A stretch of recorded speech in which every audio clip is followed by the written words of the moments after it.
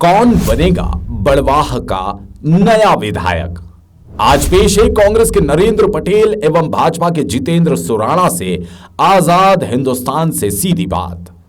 कांग्रेस संगठन को नए सिरे से मजबूती से खड़ा करके लड़ेंगे पूरी ताकत से उपचुनाव नरेंद्र पटेल।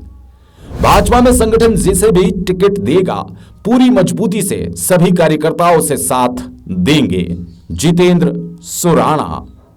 कांग्रेस के हाथ का साथ छोड़कर भाजपा का कमल खिलाने की ओर अग्रसर हुए पूर्व विधायक सचिन बिरला द्वारा भाजपा की सदस्यता ग्रहण करने के बाद अब बहुत जल्द बड़वाह विधानसभा सीट पर उपचुनाव होने जा रहे हैं।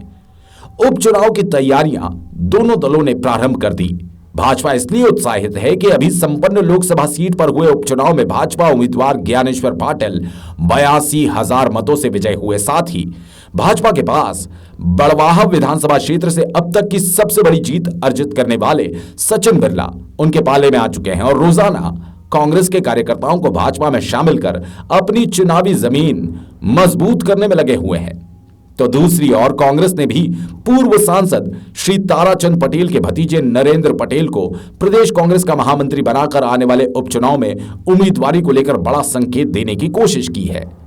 नरेंद्र पटेल ने अपनी राजनीतिक ताकत का प्रदर्शन अभी हाल ही में संपन्न श्री सचिन पायलट की विराट आम सभा के आयोजन में दिखा दी। जमीनी स्तर पर नरेंद्र पटेल हमेशा विधानसभा के टिकट हेतु मजबूत दावेदार रहे, लेकिन किसी न किसी कारण से उन्हें हर बार टिकट से वंचित रहना पड़ा। लेकिन कांग्रेस संगठन के प्रति उनकी हमेशा वफादारी बनी रही। अब सचिन बिरला के भाजपा में जाने के बाद कांग्रेस के टिकट हेतु नरेंद्र पटेल मजबूत दावेदार है। आज आजाद हिंदुस्तान लाइव ने उनसे अभी संपन्न लोकसभा चुनाव में कांग्रेस की हार, आने वाले उपचुनाव में उनकी दावेदारी और सचिन बिरला के भाजपा में जाने से पार्टी पर प्रभाव के बारे में बात की। तो आइए सुनिए श्री नरेंद्र पटेल से सीधी बात। हमारे बीच आज कांग्रेस के प्रदेश महामंत्री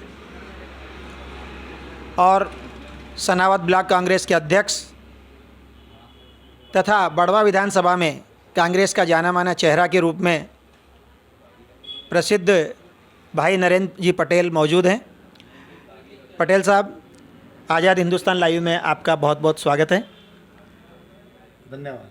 अभी मैं जानना चाहूँगा, खंडवा लोकसभा उपचुनाव संपन्न हुआ जिसमें भाजपा के उम्मीदवार ज्ञानेश्वर जी पाटिल की जीत हुई, जबकि महंगाई आदि बड़े मुद्दे थे। उसके बावजूद कांग्रेस की हार के आप क्या कारण देखते हैं? निश्चित ही कांग्रेस पार्टी इस चुनाव में, लोकसभा के उपचुनाव में हारी है, लेकिन कहीं न कहीं हमने बहुत बड़ा अंतर कम किया है। पिछली लोकसभा का जब चुनाव हुआ था तब 2,77,000 से चुनाव हारे थे और अब हम 86,000 वोटों से हारे हैं। तो लगभग हमने 1,92,000 वोट, 98,000 वोट कवर किए हैं और महंगाई का मुद्दा बना रहा और उसी का परिणाम है कि हमने ये 1,77,000 जो वोट कम हुए वो इसी का मुद्दा रहा और हम चुनाव कम वोटों से हारे हैं। इसी चुनाव के बीच एक बड़ी घटना भी हुई कि कांग्रेस के विधायक सचिन बिरला अचानक चुनाव प्रचार के बीच ही कांग्रेस को छोड़कर भाजपा में शामिल हो गए। उनका भाजपा में जाने से कांग्रेस के चुनाव परिणाम पर क्या फ़र्क पड़ा और कांग्रेस की रणनीति या राजनीति पर क्या फ़र्क पड़ रहा है, इस बारे में आपका क्या कहना है? बहुत अच्छा प्रश्न किया आपने। निश्चित ही सचिन बिरला कांग्रेस पार्टी से बड़वा विधानसभा से विधायक रहे हैं और उन्होंने अचानक चुनाव के 5 से 6 दिन पहले जो उन्होंने पार्टी परिवर्तन की और भाजपा में शामिल हुए, उससे बड़वा विधानसभा के लोग अपनी जो मानसिकता कांग्रेस में मतदान करने में जो थी, उन्होंने कहीं न कहीं बिखर गए और अपना संतुलन खोया उन लोगों ने। और उसी के कारण कुछ मतदाता लोग ऐसी परिस्थिति में कि जिन्होंने उनके साथ तन मन और धन से काम किया था, उन्हीं लोगों ने मतदान करने नहीं पहुँचे। ये सबसे बड़ा इफ़ेक्ट रहा मेरे मानने से, कि वो मतदान करना, जो मतदान का प्रतिशत बड़वा विधानसभा में कम हुआ है वो इसी वजह से हुआ है। और जो बड़वा विधानसभा 20,000 से हारे हैं वो कहीं ना कहीं हमारे कांग्रेसी कार्यकर्ता, जो कट्टर कांग्रेसी कार्यकर्ता था, उनके मन को ठेस पहुंची है और वो मतदान तक पहुंचानी है। बाकी कोई नुकसान नहीं हुआ है। अब चूंकि उपचुनाव होना तय हो गया है, सचिन बिरला ने विधायकी पद से इस्तीफा दे दिया है और उपचुनाव होना तय है। कांग्रेस की ओर से उपचुनाव को लेकर के क्या तैयारियां हैं? चूँकि अब आपको प्रदेश की जिम्मेदारी भी दी गई है और सनावद ब्लॉक के आप अध्यक्ष भी हैं, बड़वा विधानसभा के आप नेता भी हैं, और लोगों में कहीं ना कहीं आकांक्षा भी है कि नरेंद्र पटेल के रूप में बड़वा विधानसभा के आगामी विधायक के रूप में वे सामने आवें। इस मामले में आपकी क्या तैयारी है और कांग्रेस की क्या तैयारी है, ये मैं आपसे जानना चाहूँगा। पिछले 7 वर्षों से लगभग कांग्रेस का कार्य सचिन बिरला की जिम्मेदारी थी बड़वा विधानसभा में, और जो भारतीय जनता पार्टी में उनके चले जाने से बड़वा विधानसभा में जो उपचुनाव होने जा रहा है उसमें संगठन में हमको बहुत फेरबदल करके और एक अच्छा संगठन, मजबूत संगठन खड़ा करने का मेरा प्रयास रहेगा।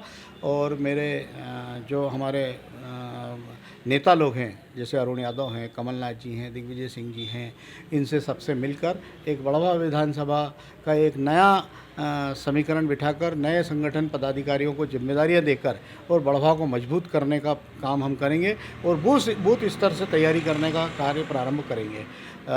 उपचुनाव में जो भी हमारे नेताओं को अच्छा उम्मीदवार लगेगा उन्हें उम्मीदवार बनाया जाएगा और उसी को हम तन मन धन के साथ हमारा कार्य करने में प्रयास करने का मैं आश्वासन देता हूं। क्या पार्टी यदि आपको जिम्मेदारी देगी चुनाव लड़ने की, उपचुनाव, तो क्या आप यह उपचुनाव लड़ने के लिए आप तैयार हैं?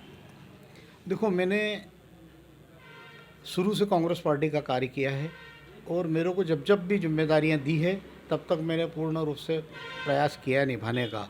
लेकिन जब जब मेरी उम्मीद थी कि मुझे विधानसभा का टिकट मिलेगा, जब नहीं भी मिला तब भी मैंने कांग्रेस से कभी खिलाफत नहीं की।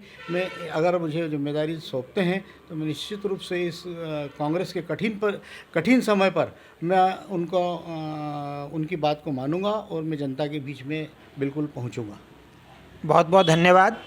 ये थे नरेंद्र जी पटेल, जिन्होंने अपनी बात रखी कि पार्टी यदि मुझे टिकट देगी तो निश्चित रूप से उस जिम्मेदारी को भी निभाऊंगा और अन्य किसी को भी यदि टिकट दिया तो भी मैं अपने दायित्व को पूरी तरह निभाऊंगा। धन्यवाद। अब बात करते हैं भाजपा के पक्ष से बड़वाह विधानसभा क्षेत्र में भाजपा की राजनीति में चाणक्य माने जाने वाले वरिष्ठ नेता श्री जितेंद्र सुराणा की।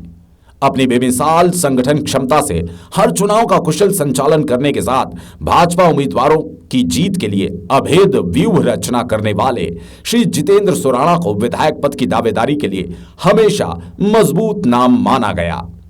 भाजपा के वरिष्ठ नेता श्री सुभाष चंद्र जी सुराणा के सुपुत्र श्री जितेंद्र सुराणा को इस लोकसभा चुनाव में बीड़िया का प्रभार दिया गया था, जहां पर आयोजित मुख्यमंत्री जी की सभा में कांग्रेस से सचिन बिरला भाजपा में शामिल हुए।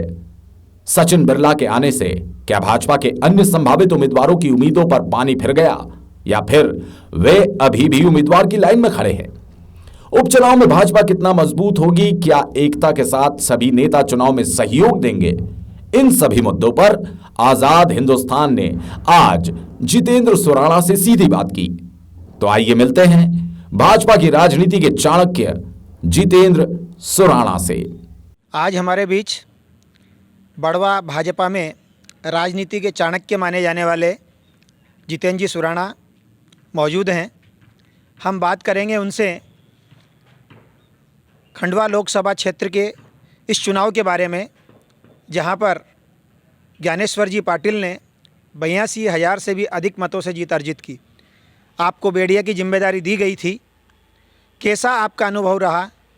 भाजपा के जीतने के क्या कारण रहे? इस बारे में हम बात करना चाहेंगे। जितेंद्र जी, आज़ाद हिंदुस्तान में आपका बहुत बहुत स्वागत है। मैं चाहूँगा कि इस चुनाव के अंदर जो शानदार जीत रही भाजपा की और ख़ासकर बेड़िया क्षेत्र की, ऐसे माहौल में जब सचिन बिरला ने भाजपा स्वीकार कर ली, ऐसे माहौल के अंदर क्या उसके परिणाम रहे और क्या कहना चाहेंगे आप? देखिए, सबसे पहले तो मैं आपके सभी दर्शकों का हार्दिक स्वागत करता हूं। आने वाले दीपावली पर्व की शुभकामनाएं देता हूं। नवरत्न मल जी, जैसा कि आपने देखा कि भारतीय जनता पार्टी हमेशा अपने कार्यकर्ता और विचारधारा के आधार पर चुनाव लड़ती है। ये भारतीय जनता पार्टी की सीट थी और भारतीय जनता पार्टी प्रारंभ से ही अपने कार्यकर्ता और विचारधारा के आधार पर चुनाव का प्रबंधन करती है। इस बार मुझे बेड़िया क्षेत्र की जवाबदारी दी थी। वहाँ 84 मतदान केंद्र हैं। पूरे विधानसभा और लोकसभा क्षेत्र में हर बूथ पर भारतीय जनता पार्टी का कार्यकर्ता अपनी जिम्मेदारी हर चुनाव में निभाता है। हम सब लोग मोदी जी के राष्ट्र निर्माण के कार्यक्रम को लेकर के आगे बढ़ रहे हैं।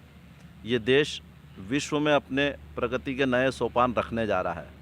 उसी के आधार पर चुनाव प्रबंधन और नीचे तक भारतीय जनता पार्टी के कार्यों को पहुंचाने का कार्य हर कार्यकर्ता करता है। जनता का अपूर्व समर्थन मिला, भारतीय जनता पार्टी विजय हुई। भारतीय जनता पार्टी ने जातिवाद, क्षेत्रवाद, उन सब से हट करके देश के लिए वोट मांगे और उसमें हर कार्यकर्ता की मेहनत सफल रही। मैं आप सभी को जीतने की भी बधाई कार्यकर्ता बंधुओं को देता हूं आपके माध्यम से। आपका चैनल मेरी शुभकामनाएं और बधाई सभी कार्यकर्ताओं तक पहुंचाएगा। नेक्स्ट प्रश्न एक यह भी है कि गई बार नंद कुमार सिंह जी चौहान 2,76,000 वोटों से विजयी हुए थे। इस बार की जीत 81,000 पर आई। क्या इसमें महंगाई का कारण या अन्य जो परिस्थितियां अभी है उस कारण का तो आप महत्वपूर्ण उपलब्धि या कारण नहीं मानते उसे? नहीं, ऐसा नहीं है। मतदान का जो प्रतिशत कम रहा है, चूँकि ये उपचुनाव था और लोकसभा का पूरे मध्य प्रदेश में एक ही सीट का चुनाव रहता है, तो उपचुनाव में, लोकसभा उपचुनाव में मतदान का प्रतिशत अमूमन कम ही रहता है। यह मुख्य वजह रही। यदि मतदान का प्रतिशत पिछले चुनाव के बराबर होता तो हमारी जीत निश्चित रूप से 3 लाख से अधिक वोटों से ही होती। कांग्रेस को भी पिछले चुनाव में जितना वोट मिला था लगभग उसी के आसपास वोट मिला। मतदान कम होने के कारण हमारी लीड कम रही है। आपने बात की सचिन बिरला जी की। सचिन बिरला जी ने कांग्रेस की नीतियों से, कांग्रेस की कार्य पद्धतियों से परेशान होकर के भारतीय जनता पार्टी की विचारधारा को स्वीकार किया है। वर्तमान में देश के परिप्रेक्ष्य में उनको ये लगा कि भारतीय जनता पार्टी की विचारधारा ही इस देश को मजबूती प्रदान कर सकती है, राष्ट्र को आगे ले जा सकती है। इससे उन्होंने उस विचारधारा को छोड़ करके भारतीय जनता पार्टी की विचारधारा स्वीकार की। हम सब लोगों ने उनका भारतीय जनता पार्टी में स्वागत किया है। बहुत बहुत धन्यवाद। एक प्रश्न और मैं पूछना चाहूँगा, क्योंकि उपचुनाव का समय आ रहा है। सचिन बिरला जी ने विधायक पद से इस्तीफा देकर और भाजपा स्वीकार की है और आपको हमेशा से बड़वा विधानसभा क्षेत्र में एक सशक्त उम्मीदवार के रूप में भारतीय जनता पार्टी के माना जाता है। ऐसे माहौल में क्या आपको भी हम एक नए उम्मीदवार के रूप में माने? देखिए, भारतीय जनता पार्टी अपने कार्यकर्ताओं की राय पर यह तय करती है कि किसे उम्मीदवार बनाया जाए। चूँकि अभी ये परंपरा रही है कि जो भी पार्टी में शामिल हुए हैं उनमें अमूमन सभी को उम्मीदवार बनाया गया है, तो इसकी संभावना है कि सचिन भाई को चुनाव मैदान में उतारा जाएगा। फिर भी पार्टी परिस्थितियों के आधार पर जब भी जो निर्णय आवश्यक होता है वो करती है और हम सब कार्यकर्ता हैं, इस भाव से काम करते हैं कि पार्टी विजय हो। उम्मीदवार हमारे यहाँ प्रतीक के रूप में होता है। भाई ज्ञानेश्वर भाई सांसद का चुनाव लड़े, उन्होंने अमूमन हर जगह यही बोला कि मैं प्रतीक के रूप में हूँ। आप सभी सांसद का चुनाव लड़ रहे हैं, सभी कार्यकर्ता सांसद बनेंगे। पार्टी में ऐसा कुछ रहता नहीं है। हम सब लोग अपने अपने हिसाब से जब जो जिम्मेदारी दी जाती है उसका निर्वहन करते हैं और आगे भी करते रहेंगे। भाजपा में इस तरह की कोई कार्य पद्धति है नहीं कि कोई व्यक्तिगत राजनीति करता हो। हम सब लोग संगठन के लिए काम करते हैं और संगठन के लिए काम ही आगे विजयश्री दिलाता है। लेकिन यदि पार्टी ने आपको जिम्मेदारी दी विधानसभा चुनाव लड़ने की, तो क्या आप उसके लिए तैयार हैं? पार्टी जैसा आदेश करेगी वो सब कार्यकर्ता करने के लिए तैयार रहते हैं। यदि इस तरह की कोई बात आती है तो पार्टी के कार्यकर्ता होने के नाते सब जिम्मेदारी वहन की जाएगी, उठाई जाएगी और निश्चित रूप से भारतीय जनता पार्टी आगामी समय में इस क्षेत्र के विकास पे और बेहतर कार्य करेगी। हम सब लोग संकल्पित हैं इस क्षेत्र के विकास के लिए, शिवराज जी, नरेंद्र मोदी जी के कार्यों को आगे बढ़ाने के लिए। और भारतीय जनता पार्टी का जो अंत्योदय का कार्यक्रम है, पंडित दीनदयाल जी उपाध्याय और श्यामा प्रसाद मुखर्जी द्वारा जो हमको मार्गदर्शन किया गया है, उस पूरे कार्यक्रम को आगे बढ़ाने के लिए हर कार्यकर्ता पूरी तरह तैयार है। बहुत बहुत धन्यवाद। ये थे जितेंद्र जी सुराणा, जिनसे हमने बातचीत की। आप निरंतर प्रगति के मार्ग पर आगे बढ़ें, यही हमारी शुभकामनाएं। धन्यवाद। चीफ एडिटर नवरत्न जैन की खास रिपोर्ट।